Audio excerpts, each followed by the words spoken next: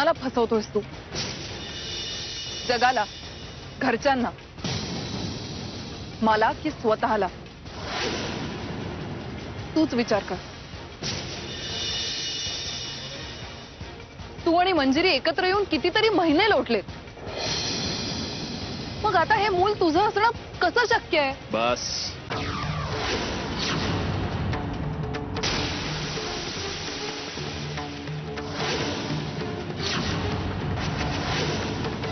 आता यावर एक शब्द सुद्धा नाही. एक शब्द सुद्धा नाही.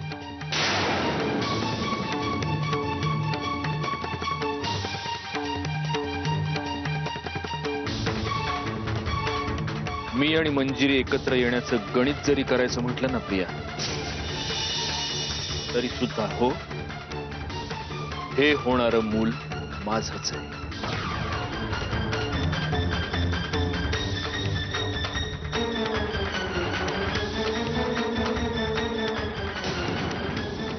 म्हणजे तुझं आणि मंजिरीचं भांडण, तुमचं भांडण हे सगळं सगळं खोटं होतं.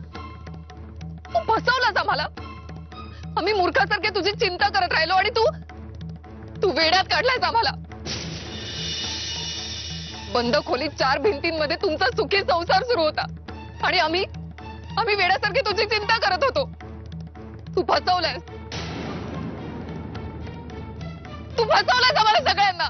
हे माझ्या होणाऱ्या बाळाबद्दल या घरात किंवा घराच्या बाहेर तुझ्या डोक्यातले हे घाणेरडे विचार जर पुन्हा बोलून दाखवलेस ना, तर जीव घेईन मी तुझा.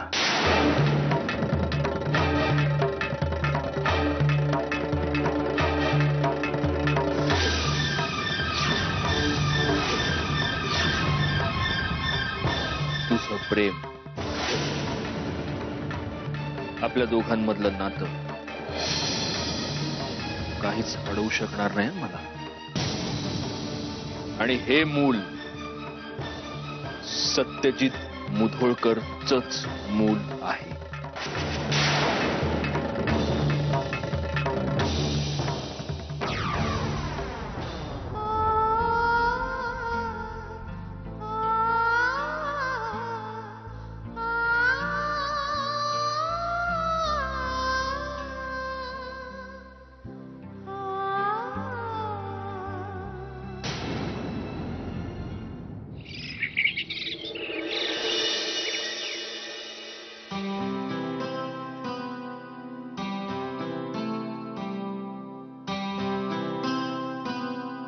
मंजिरी, हे मंजिरी.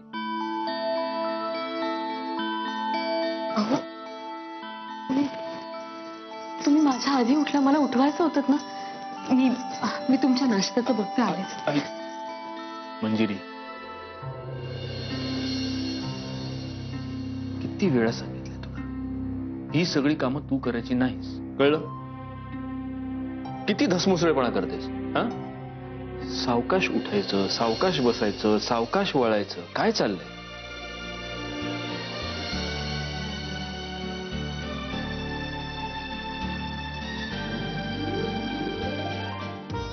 हे बाळा, काय करतोस तिकडे आईच्या पोटात? आणि आईला सांगायचं वेडेपणा करायचा नाही, कळलं? आमची नीट काळजी घ्यायची, उगाच धावपळ करायची नाही. आईने जर वेडेपणा केला तर तू ओरड आईला, कळलं? माझं नाही ऐकत ती, तुझं ऐक. सांग तिला अजिबात वेडेपणा करायचा नाही.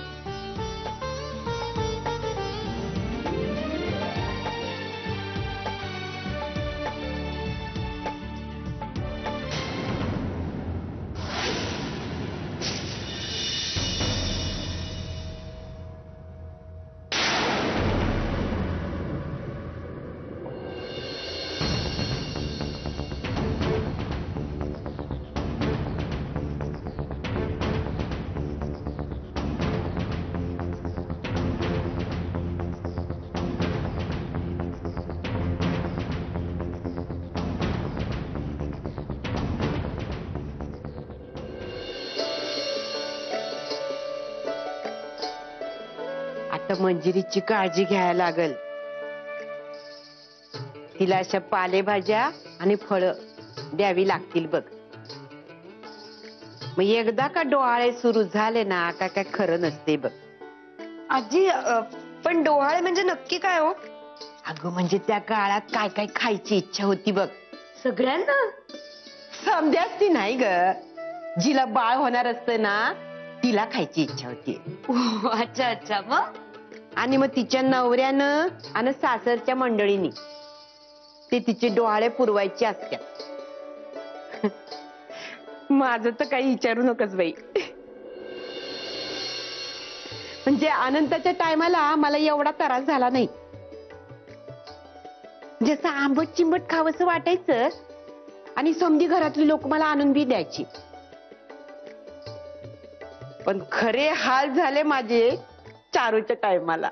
म्हणजे आत्यांच्या वेळेला काय झालं सांगा ना प्लीज. काय विचारू नकस बघ. सारखं तिखट खावंसं वाटायचं बघ आणि जाऊन जाऊन मी मिरच्या खायची. कच्च्या? मग काय एवढे हाल झाले माझे माहिती आहे. तवा धरणं ही पोरगी मला हैराण करून सोडतेच आहे आज सगळ्यात.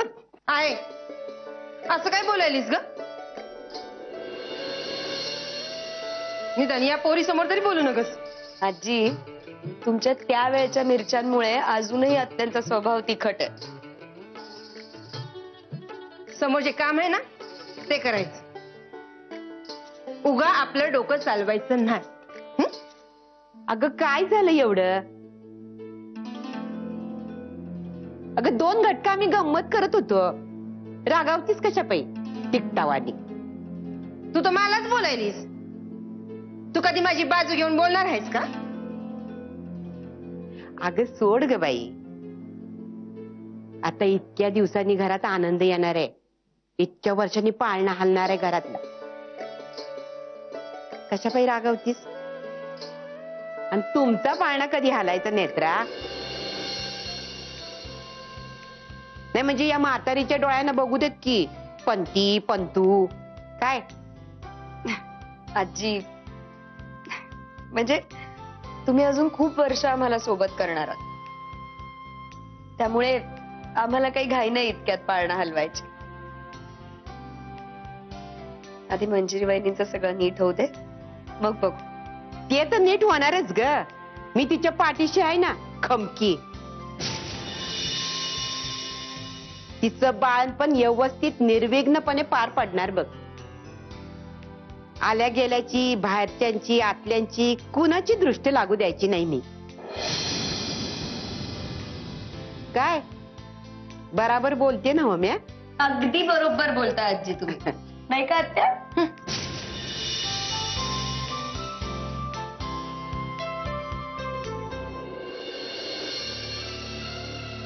आई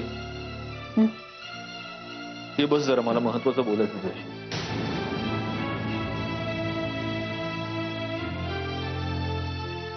काय रे? आई आजपर्यंत आयुष्यात जेव्हा जेव्हा महत्वाचे निर्णय घेतलेत तेव्हा तुला विचारून तुझ्याशी बोलून घे.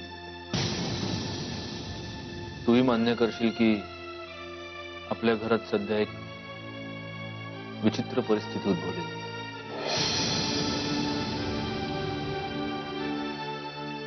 म्हणजे येणाऱ्या मुलाच्या बातमीनं सगळ्यांनाच आनंद झालाय. हा आनंद आता असाच काही महिने टिकून राहील. तो असाच टिकून राहू तर. पण म्हणून जे वास्तव आहे त्याच्याकडे पाठ करून चालणार नाही का? पण आई म्हणजे हे येणारं बाळ सोडलं तर माझ्या आणि मंजिरीच्या नात्यामध्ये आता काहीच उरलेलं नाही. म्हणून ही गोड बातमी कळण्याच्या आधी मी तिला घटस्फोट देण्याची सगळी तयारी केली होती. तिनेही पेपर्सवर सह्या केल्यात.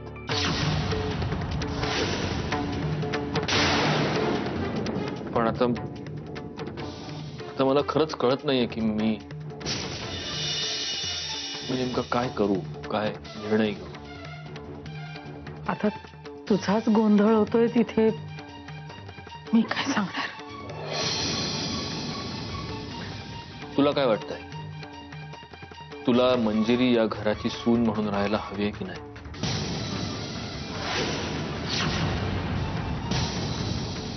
सत्यचे, मंजिरीला मीच या घरामध्ये आणलं, मानानं माझ्या मुलीसारखं वागवलं.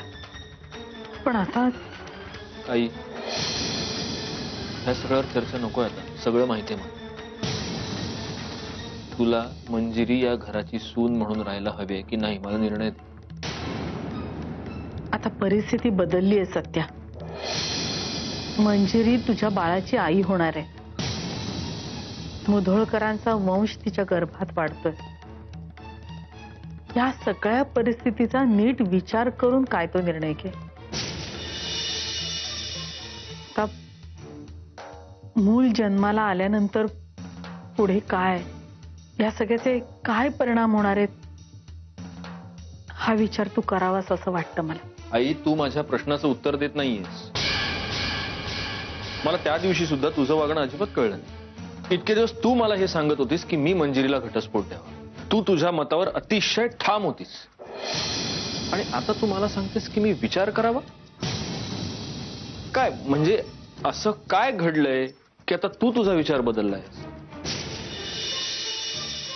आई प्लीज माझ्या प्रश्नाचं उत्तर दे, प्लीज.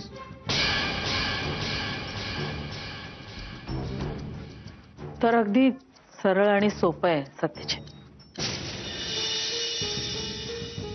तुला तुझा शब्द मोडायचा नव्हता. आणि मग मीही विचार केला की तुझ्यावर जबरदस्ती कशाला करा. हे खरं कारण आहे? हेच खरं कारण आहे? प्लीज माझ्याशी खरं बोलाई, कारण माझ्यासाठी मायेचं, विश्वासाचं दुसरं नाव म्हणजे तू आहेस.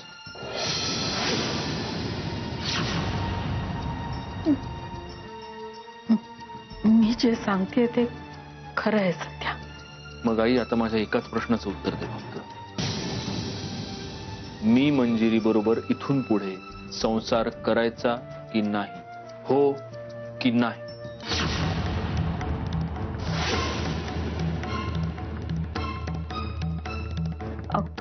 खरं सांगायचं तर नाही.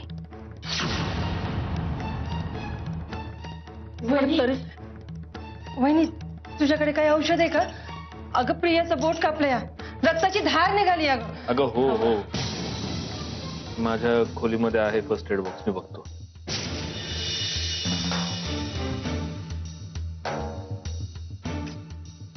वहिनी, काय ग, काय झालं? सत्यजित काय बोलत होता? त्याला ना कसं आणि काय सांगावं हेच कळत नाहीये मला.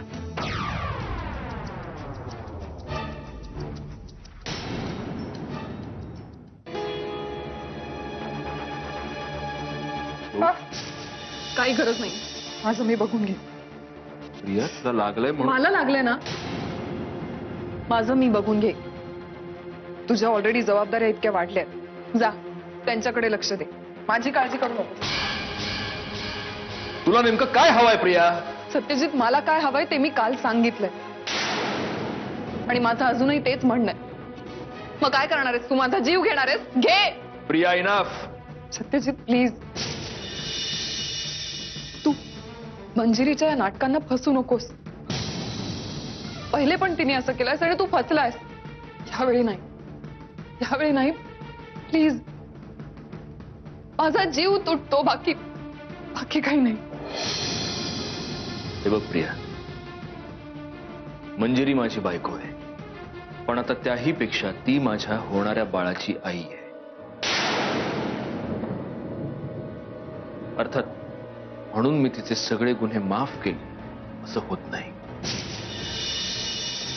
गुन्ह्यांची शिक्षा होईल, पण ती माझ्या बायकोला होईल, माझ्या बाळाच्या आईला नाही.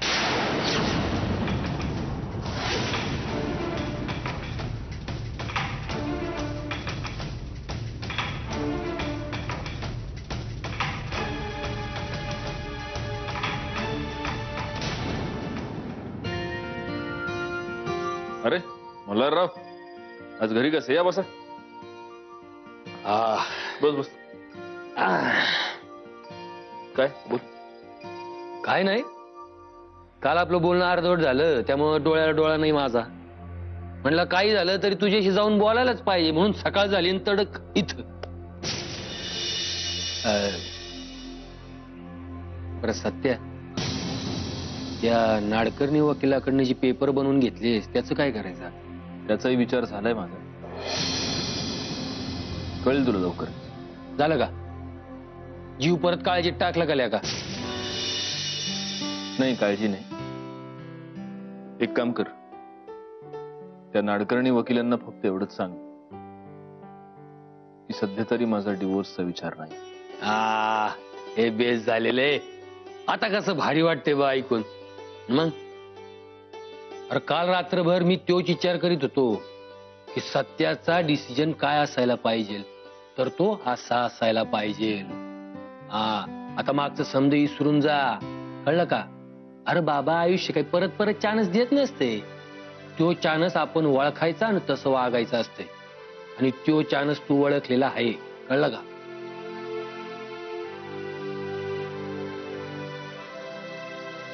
आता तू आणि मंजिरी वहिनी मागचं समज विसरून नव्या आयुष्याची सुरुवात करा जोमानं. आलं का ध्यानात?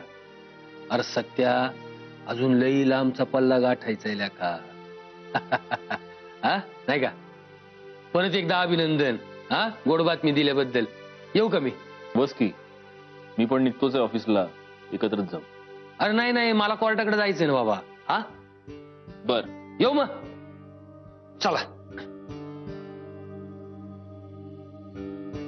मल्हार, मी फक्त डिवोर्स न घेण्याबद्दल बोलतो.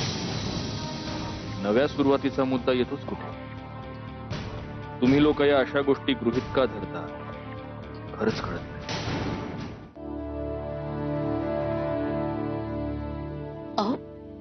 तुम्ही ऑफिसला नाही गेलात आज? बस, मला बोलायचं तुझ्याशी जरा महत्वाचं. बस.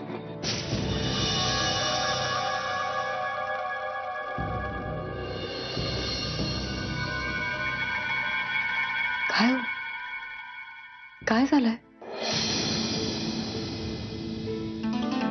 गेले 2 दिवस मी माझ्या आयुष्यातला सगळ्यात मोठा आनंद उपभोगतोय, आणि म्हणूनच मला दुसऱ्या कुठल्याच गोष्टीचा विचार करायचा नव्हता.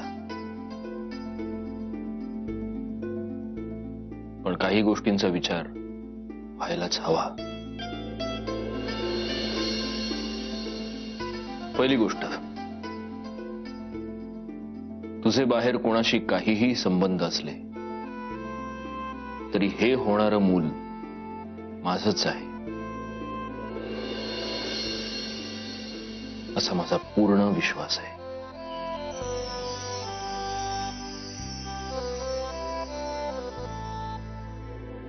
पण त्यामुळे तुझं भूतकाळ बदलत आणि त्याचा मला विसर पडू शकत नाही.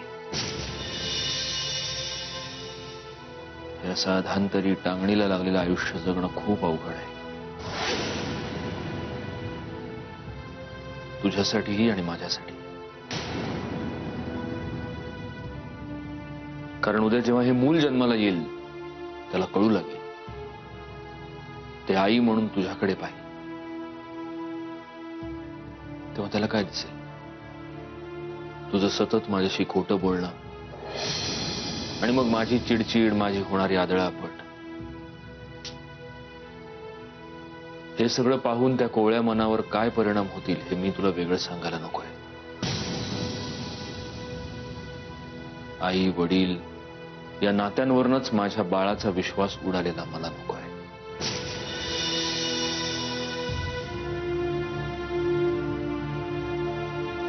तुला कळतंय ना मी काय बोलतोय ते?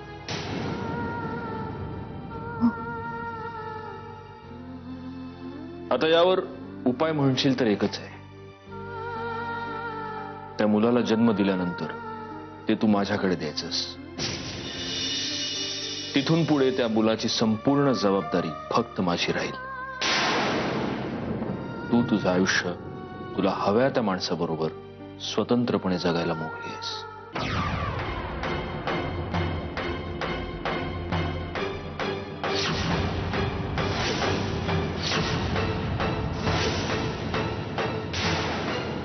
तसंही डिवोर्स पेपर्सवर आपल्या दोघांच्याही सह्या झालेल्या आहेत. आता फक्त त्यावर 9 महिन्यानंतरची तारीख पडेल.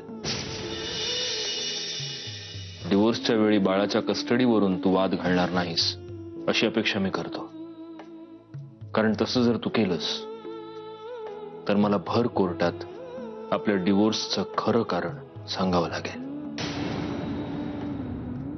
आणि कोर्टात तुझ्या चारित्र्याचा पंचनामा करण्याची इच्छा माझी अजिबात नाहीये.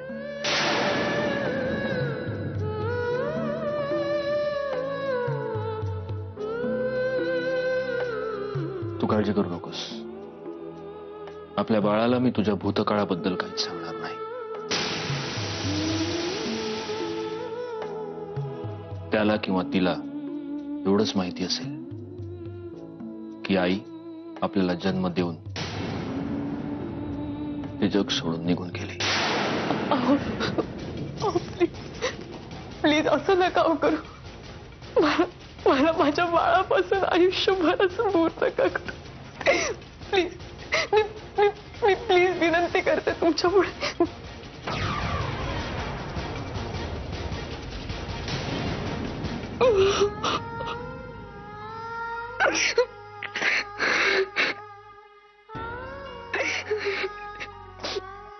रडणं थांबव. बाळासाठी चांगलं नाही.